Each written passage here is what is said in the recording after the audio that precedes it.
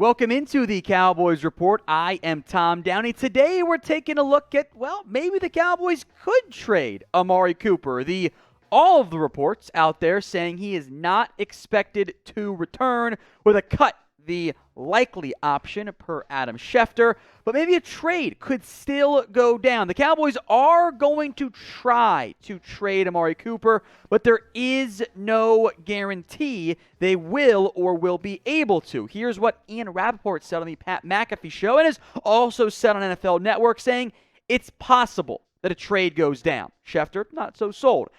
Rappaport, quote, I believe Amari Cooper is done with the Cowboys, but I think they're going to try and trade him before they release him.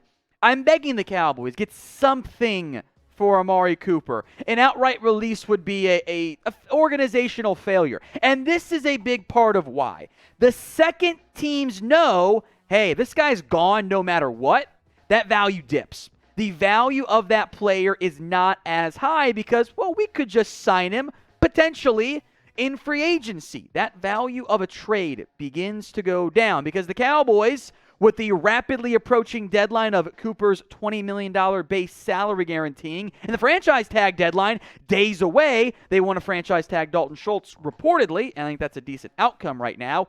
They're on a time crunch. They could keep Cooper, which I would certainly do, but once you get past that March 20th deadline, it's got to be a trade, and that gets a bit dicey there, and you don't want to have Cooper at his cap hit. You would want to restructure him. He is due $20 million each of the next 3 years. That's pricey, but it's not outlandish, and in theory, a team would then trade for Amari Cooper and restructure that base salary. Take the 20 that's due this year, cut it down to 5, space the $15 million you save by over the next 3 years, and his cap hit is now $10 million. That's really affordable for any NFL team out there. If they want to, they could also say, you're going to cut him. We'll sign him in free agency. Not the first time, not the last time that has happened. In theory, Dallas would take the Amari Cooper savings and give it to, a Michael Gallup, a Cedric Wilson, and or a Dalton Schultz, which you're not better. This team is not going to be better at wide receiver unless CeeDee Lamb drastically breaks out. And by the way, this whole CeeDee Lamb is bad stuff has to stop. He's had 1,000 yards this year. He's averaged 1,000 his first 2 years. He's a good football player. You guys got to chill on that front. But as for a trade of Amari Cooper, I'm going to speak it into existence. What do you guys think, though? Will the Cowboys trade Amari Cooper? Type in Y for yes or N for no. This is the pinned comment on today's video. So if the ad break comes on YouTube, take advantage of it. While it plays, head down there and let me know what you think ends up going down. Now, coming up next is a look at various Amari Cooper trade destinations. This was actually originally filmed on our live show on Thursday, all the different destinations. So maybe the value changes, maybe it does not, but I still think it's what you should be aiming for in an Amari Cooper potential trade.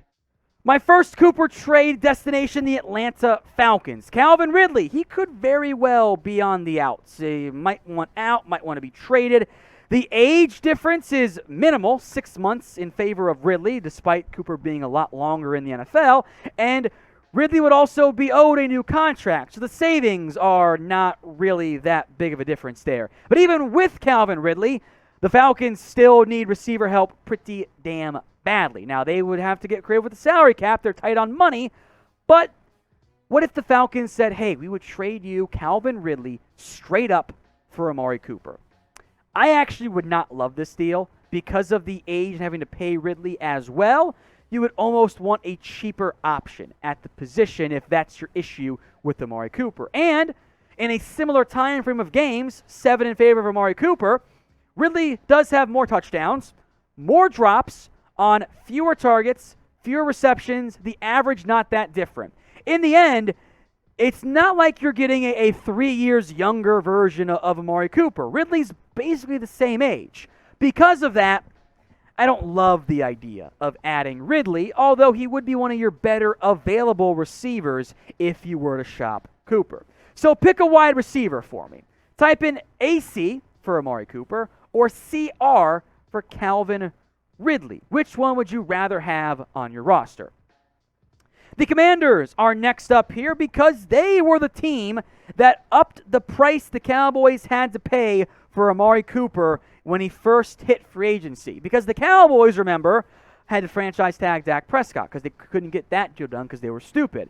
Then Cooper, your first-round pick that you gave up to go get him, hits free agency. And the Commanders offered him more money than what he ended up signing with for Dallas. The Cowboys, they lost the deal because Stephen Jones always loses the negotiation.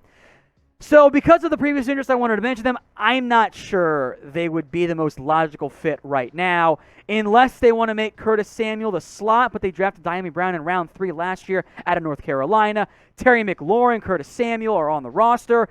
Young guys, Dax Milne, they could re-sign Cam Sims, Kelvin Harmon, Antonio Gandy Golden as well. I don't think that the Commanders are the most logical fit.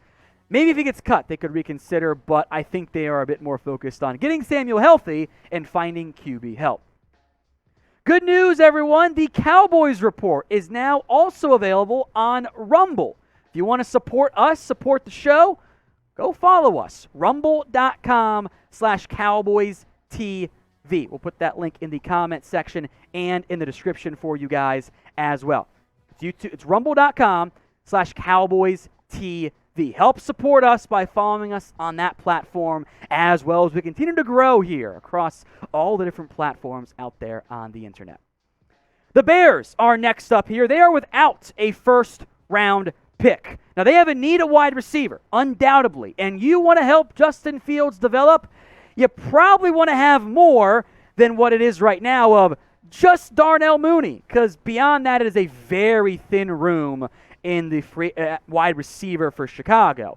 Now, I'm putting together some trade packages for all these teams, but from a need perspective, Chicago stands out because Allen Robinson is gone.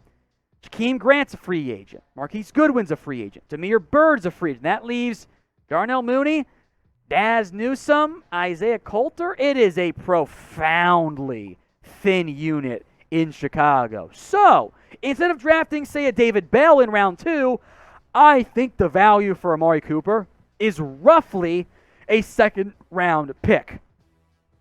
Bears get Cooper. Cowboys get pick number 39 overall. They could spend a receiver pick here later on in round 2. Sign Juju. I think, given the age, the injury bumps and bruises, and his contract, it's no long, and it's just not what it was, when the Cowboys first got him. I think roughly a second-round pick is what Amari Cooper's. And that's an early round 2 pick, by the way. What do you guys think? What draft pick is Amari Cooper worth?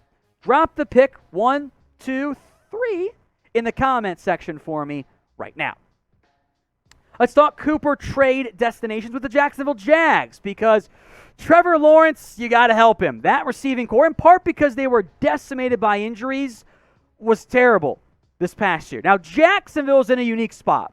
They have a lot of draft picks and a lot of cap space. That makes them a valid trade option for someone like Amari Cooper. And their receiving room right now as well, DJ Chark's a free agent. Marvin Jones is fine. Laviska Shenault was misused. Jamal Agnew?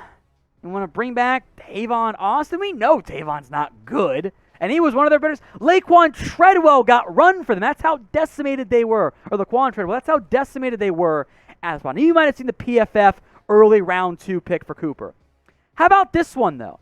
How about Dallas gets Myles Jack, the linebacker, and a third rounder? Jacksonville clears cap with Jack.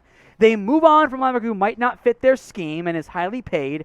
Dallas eats that deal, restructures it, extends him potentially, and a third-round pick. Values Jack as roughly a third-ish round pick as well, which I think is actually pretty fair for him.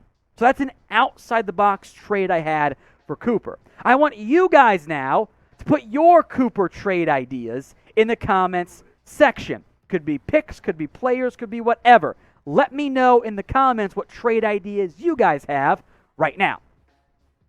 The Miami Dolphins, not a wide receiver fit last year. This time, though, very much so. The Dolphins are going to reset this offense under Mike McDaniel. The goal, of course, is to maximize Tua as their franchise QB. The Dolphins have all the cap space, by the way. Over $60 million in funds spent on the offensive line to re-sign Mike Gesicki potentially, and to invest at receiver as well. Devontae Parker could be on his way out at some point in the not-too-distant future as well. The one lock they have is Jalen Waddle. But Parker's been up and down and injured. He could be a move piece. Will Fuller is a free agent. He was a bust. Albert Wilson is a free agent. Preston Williams might be back. That leaves Lynn Bowden Jr., Allen Hurns. It's not a good grouping, right? So with that cap space, maybe Miami looks as a dark horse destination for Cooper, who, of course, is from Miami, going back home on that front. For more Cowboys news, rumors, and analysis all offseason long, subscribe. We're getting closer to 125,000 subscribers. Let's get there. Let's double up the Commanders, that poverty franchise. Hit that big red button and subscribe for more Cowboys videos every single day. Some other trade fits, then I'm going to mention one more team, or two more teams I'm intrigued by. The Lions, they need receiver help, but maybe they want to rebuild. Houston in a similar boat. The Chiefs and Chargers, if you want to get wild and wacky. And maybe Green Bay, if they either don't pay Devontae Adams or if they want to just go recklessly all in to win one more title with Aaron Rodgers. Go to the Cleveland Browns, then we'll hit the New York Jets as well. The Browns' biggest need right now is at wide receiver. And they can save a ton of money by dumping Jarvis Landry in the offseason. They could, for example, cut Landry and absorb almost all of Cooper's contract in that space. Now, $22.6 million here for the Cleveland Browns, and their receiver room is not in good shape. It is bad. It is dicey. You've got Jarvis Landry and not much else. DPJ, Rashard Higgins. They are thin at receiver. Could be their first round pick they spend on that position. They just simply do not have enough. They got Ryan Switzer on their roster. That's how thin they are at this current point. It is not nearly enough. So the Browns, if they want to invest in an older player, that begins to make sense for the Cowboys as a potential trade partner. And then let's finish up with the Jets. Yes, they have Corey Davis, Elijah Moore. They do not want to play Denzel Mims. Their top three slot guys are all free agents. They continue to be linked to receivers at pick number 10. So why not get a proven receiver instead of that? You can allow Elijah Moore or Cooper to play some in the slot. This, in the end, it's the Brian Broaddus trade idea. The Jets get Cooper in pick number 24. Dallas then jumps up to number 10. Maybe they take Garrett Wilson. Maybe they take an offensive lineman. Maybe one of the tackles are there. Maybe Linderbaum or Devin Lloyd is your pick at number 10. And you take a receiver with your second-round pick. That's all. Maybe trade down from 10 after that. Those are all ideas. So this also, by the way, values Cooper as roughly a second-round pick.